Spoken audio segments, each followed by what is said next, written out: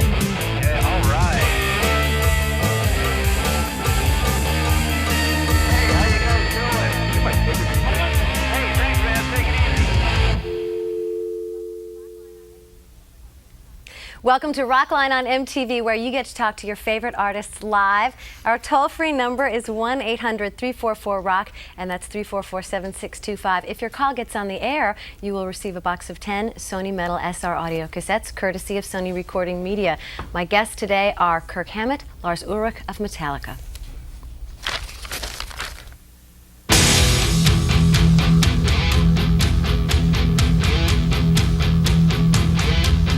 We set certain goals for ourselves live, you know. Some of those goals are like, maintaining that consistency that, we're good throughout the entire show and that the energy level doesn't drop anywhere. And to really push the kids so that, they don't feel that we're just going through the motion. You can rehearse in a little room. The difference is going out and playing in front of an audience.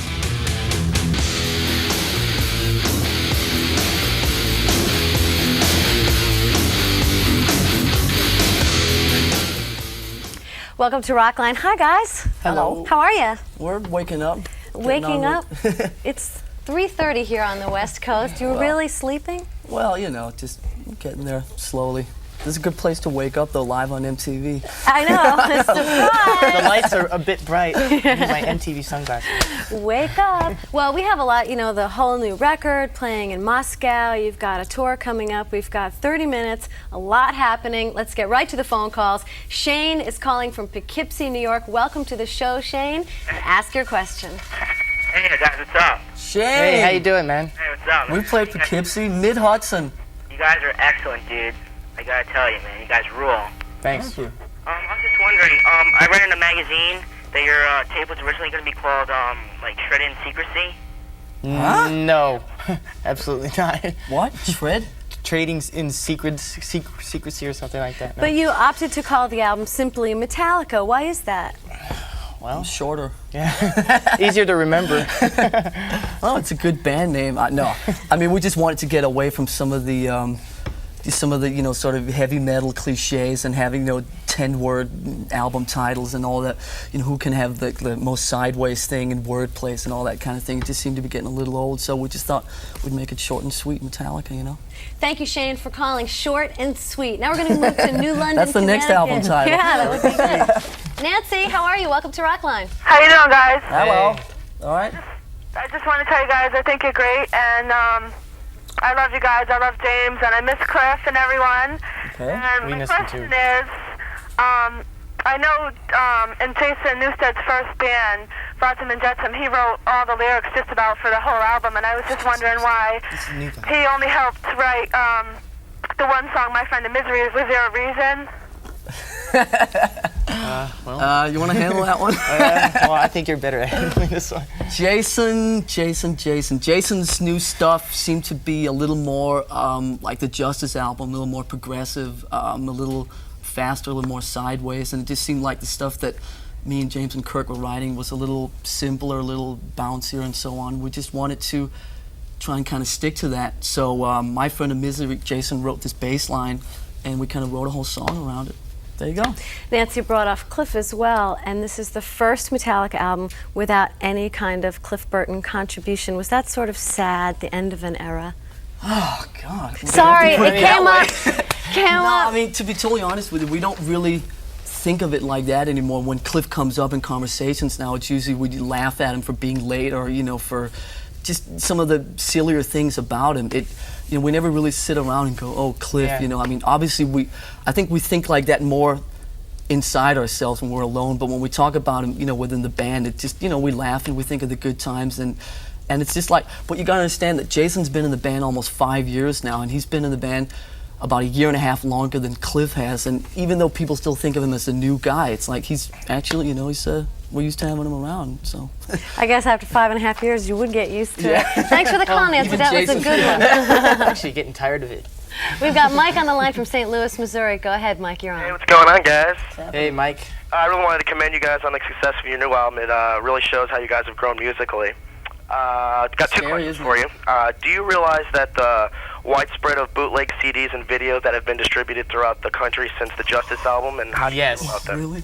There's at least 150 to 200 bootleg albums alone.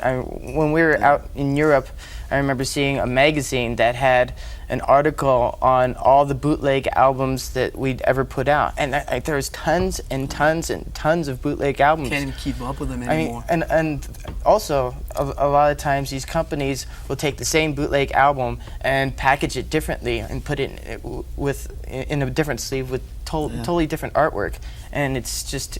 Or even worse, sometimes there's been a couple bootlegs. So, you know, Metallica has a song titles, then you put it on, and it's like some demo from some band you never heard of. Oh, really? Yeah. Different artists handle that differently. I know Bob Dylan has his people go out and confiscate any tape recorders they see, as opposed to the Grateful Dead, who say, here's the taping section. How do you We actually, handle on it? the a couple of gigs on the last tour, we had what was called the taper section, which is like up behind the mixing board. You actually like can buy a ticket, and you encourage the kids to come in and tape the show. Our Is that manager, a Bay Area influence? well, I it's think our more- manager Cliff yeah, has our this manager. theory that you know, we're the Grateful Dead for the 90s or something like that. Come on, all right, let's squelch that. And I guess maybe it also makes us play better or whatever, but I don't think that theory really works. I mean, But Grateful on the Dead tour, for the on 90s, this tour that you we heard have, it here. on this tour that we have coming up, we have it at every show. So we're gonna have this taper section at every show. So you know, bring a tape recorder. You know, check it out. I mean, with bootleg albums, it's something that you can't really stop anyway. So and you can either approach it in a negative way or approach it in a positive way.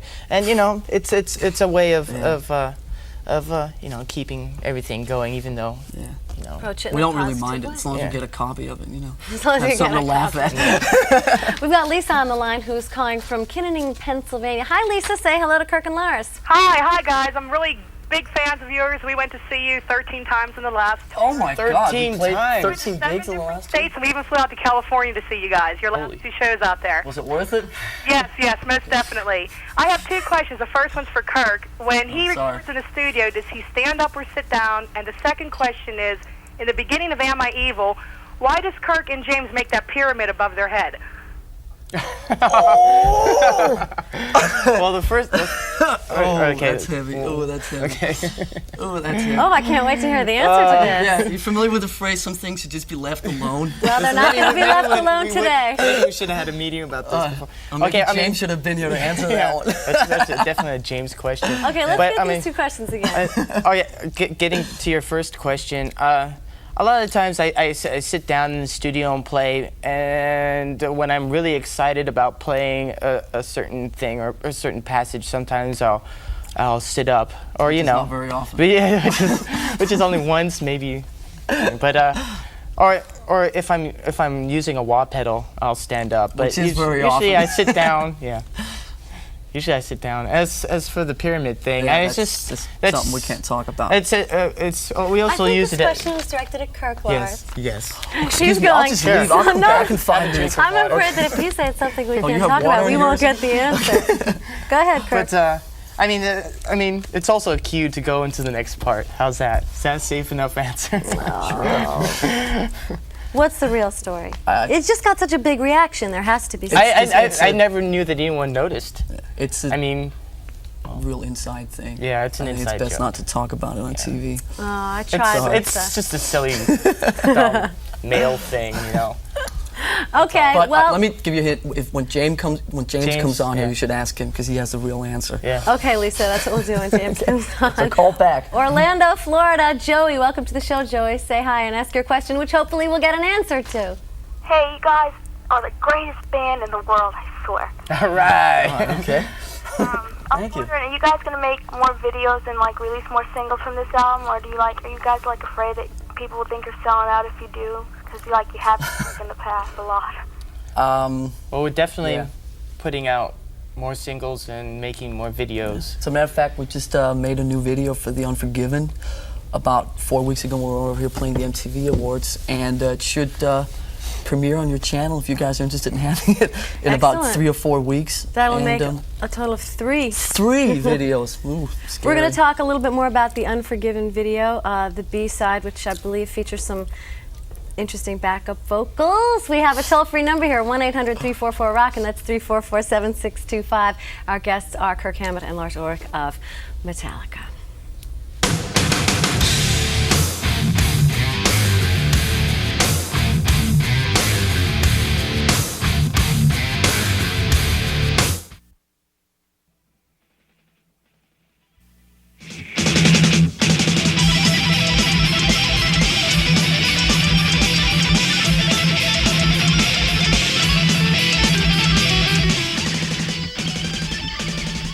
Welcome back. It's Rockline on MTV, and my guests are Lars Ulrich and Kirk Hammett of Metallica. If you have a question, the number is toll-free 1-800-344-ROCK. We were talking about videos before the break, and you've just made a new one. Do you like making videos?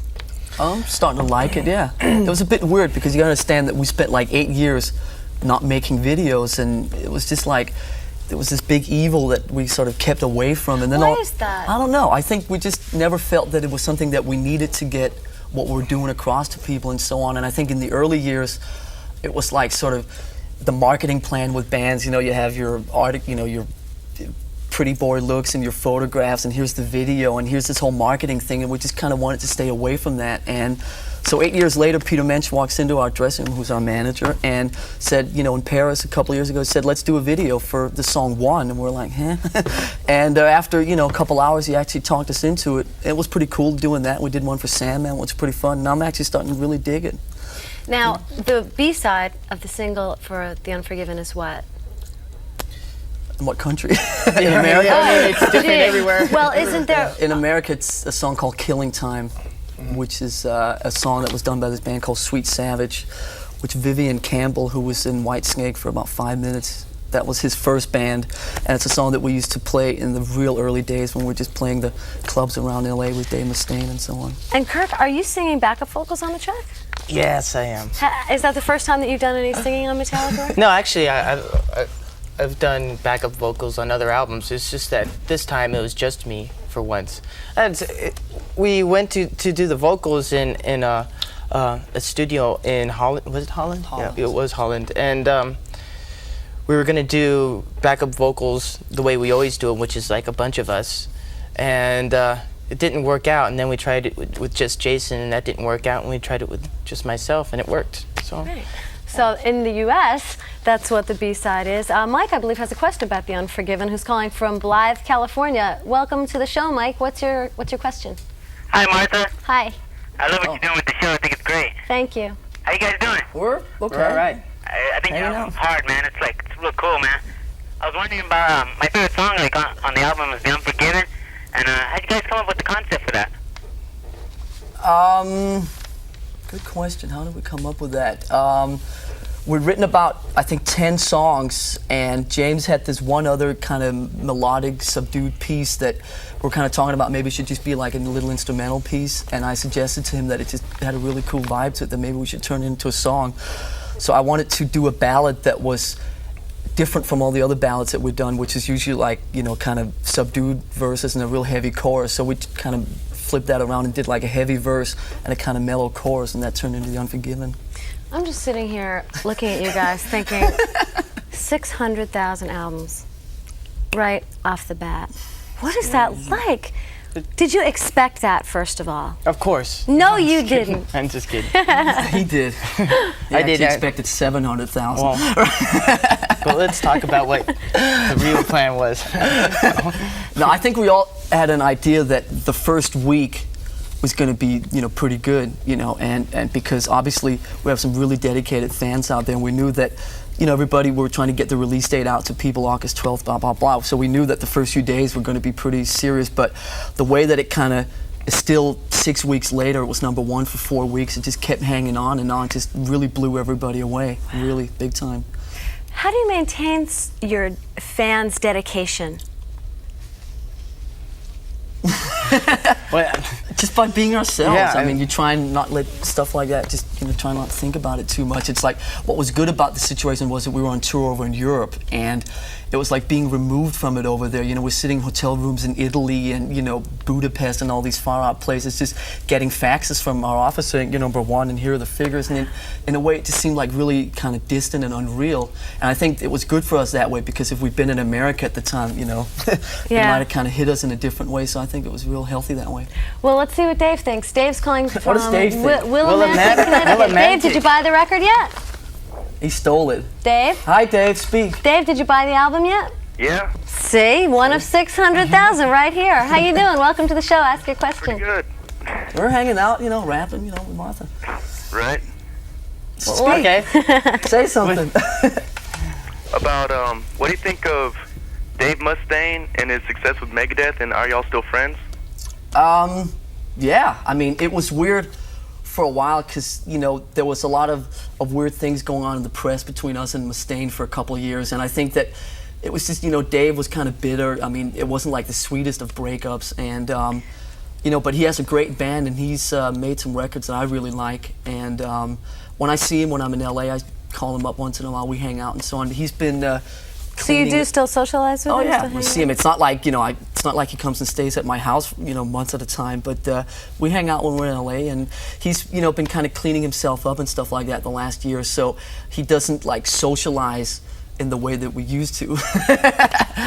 And so I don't see as much of him as I used to, but, you know, Dave's fine. And, you know, a lot of that stuff that went on in the press for a couple of years, it was just silly, and I think both of us are kind of over Kirk, that didn't now. he come up and say something to you at one point at the Clash of the Titans tour? Where do you guys get your information? I never told anyone. From me. But it was really unusual because, like, I was standing there, and, you know, I'm always, you know, polite about it. I go, hey, Dave, how you doing? And he goes, hey, how you doing? And he said, he basically just came up to me and apologized for all the bad mouthing that he did to me and the band. And you know, I was really surprised. And I think that was a result of, you know, him cleaning up and actually being able to think with a clear head. Cool. And, you know, Must have felt good to have that resolved a bit. Yeah, you know, I thought it was very decent of him. Good. You're watching Rockline on MTV. Kirk Hammett, Lars Ulrich are in the studio. Please stay with us. We only have one more segment. Oh, no. We will be back. Just getting started. I know.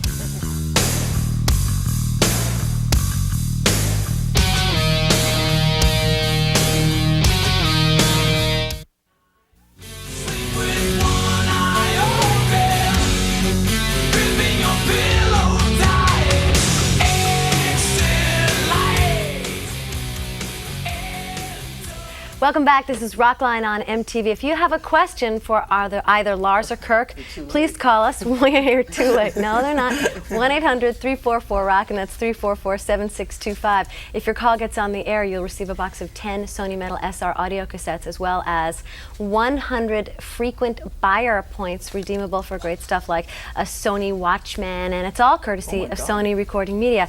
Now, the first time anybody heard Metallica was at a little party in New York City. Tell me about that. And where was this little party? Was it the Cat Club? What's that big venue called? That one place that that other band played. That other really huge band that they made a movie of. Anyway. Deep Purple, yeah. Zeppelin? Madison Square Yeah, Garden. yeah. That band. Madison Square Garden. We just decided to have a listening party for a few close friends, and you know, it got a little bit bigger than we thought it'd turn out. No, it was a lot of fun. It worked out really well. And Jason tried to go out into the crowd. I think he actually succeeded. No, I think we all went out into the crowd. Did you? I didn't go out. I was hiding in a closet. I was out and amongst the fans, and the lights were down, and I saw this guy sitting in a wheelchair, and I tapped him on the shoulder, and he looked at me, and he like kind of jumped, and I said, "How do you like the album?" And he goes, "Oh, it's great." And then I walked off, and I looked behind me, and he was like following me. And then, you know, it got bigger and bigger, and so I had to get out of there. That was interesting. It was just weird, just walking around like the corridors of Madison Square Garden, and like your album's playing up there, and there's like 10,000 people sitting up there, and it's like, it was really uncomfortable. I was more nervous that day than I've ever been for anything else with Metallica. It was weird. What an amazing event, listening party at Madison Square Garden. Bill is calling from Phoenix, Arizona. Hi, Bill. Welcome to the show. Hi, how's it going?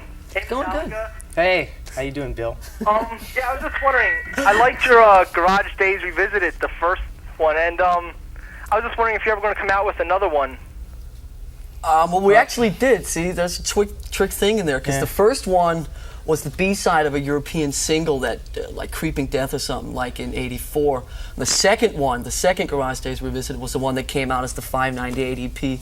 So will we do a third one? Not the next few days. That pretty much was a spontaneous event anyway. I mean, it wasn't something that we had planned months in advance to do. It was something that we put out because that year was '87. We were playing a Castle Donington gig in London and also 2 other gigs in Germany, and we wanted to put out something. Some sort of product so that it would tie in with those shows. And when Elektra found out about it, they decided, let's get a part of this. And they released it in the States, and that's how that all came about. But if you want more kind of silly B-sides and stuff like that, a lot of the cassette singles that are coming out all have like unreleased cover songs on the B-sides, like the one Killing Time we were just talking about, and the next couple of singles have some more like just silly cover songs from the early '80s and stuff. So for Metallica collectors, it's a good thing. Up now. Definitely. So thank you for the call, and now we're going to go on to Belle Vernon, Pennsylvania. We'll say hello to Shawneen. Hi, Shawneen. Guys. Hello. Hello. I just wanted to say that you guys are phenomenal, and I can't wait to see you in Pittsburgh when you guys come. Thank you. Pittsburgh. Right. Did you buy a ticket yesterday? Yes, I did. Because it went on sale yesterday. Shawneen, do you have a question? Alone, I'm nervous. Anyways, I was wondering if you guys could give me like some insight into the stage setup for the concert. Oh God, I was waiting for that. Absolutely not. Okay, Kurt. Well, I'll tell you the whole story. Then I'll give you all the dirt. What do you want to know? Where did you go? It's a stage. It's pretty different from what anybody's ever seen before. It's ambitious. Okay. It's not theatrical. It's pretty clean, but what's different about it has more to do with like the setup and the configuration within the arena. I think the best way of saying it is probably that, like basically every song that we play is going to be a different setup. You know, like you go to a gig and it's like the stage is at one end of the arena and the singer's in the middle and the drummer's behind him and the guitar player's to the left, and there's your sort of configuration for the evening. We threw that way out the door, and so the whole gig is just going to be different configurations all over the stage that's got a shape that is pretty different from what you've seen before. Do you just have 500 roadies going out with you? It's definitely giving our roadies a big headache. I mean, a big hit. The stage. They're finally working. Yeah. Oh, sorry. The stage. We love you guys. The stage show is definitely designed with a fan's point of view in mind. And this enables us to get a lot closer to the fans than we've ever have before, and it's going to be. Yeah, it's going to be very different. I'll guarantee you that. And also, it's not. I'll say this: the stage is not in the middle of the arena, so it's not like us in the round. Yeah. But every seat around us, even behind us, is just as good a seat as anywhere else. You can see the whole show from anywhere in the arena. We're selling all the way around, but we're not playing in the middle, so you figure it out. You know? All right, so we know tickets went on sale yesterday in Pittsburgh, and October 29th, I think you go out on your tour. Yeah, we start in Peoria. Well, Scott, you have the honors and the unfortunate task, actually, for all of us to be the last phone caller. So Scott is calling from Quincy, Massachusetts. Fun. I know. Yeah, we're just warming up to this. I know. Go ahead, Scott. What's your question? My question is, well, first of all, I'd like to say that you guys are the greatest metal band ever created on the face of the earth. Well, that's big. Well, Checks in the mail. Okay, yeah. Thanks. I'd like to ask you guys that when you guys decided to change producers and go to Bob Rock, what made you guys change it, since you had a lot of success with your other producers on your other album? Okay, I just have to say one thing. We have about 45 seconds, so give us the short answer. Short version. We like. It was like time for change. We like the sound of his name. Right. Yeah. Great name. You can throw in the Motley Crue thing. We have time. No, I mean it was just time to try something different. You know, Fleming, the guy that did the last 3 records, was not really that much of a producer, and I think we just felt that it was time to let somebody in on just kind of what was going on within the studio and try and push some things out of us and whatever. You've heard it all before anyway. Yeah, but Well, thank you so much for being here. October 12th, Day on the Green in the Bay Area, hometown area. So that's it. This edition of Rockline. Next week, Paula Abdul will be here. See you then. Flies by.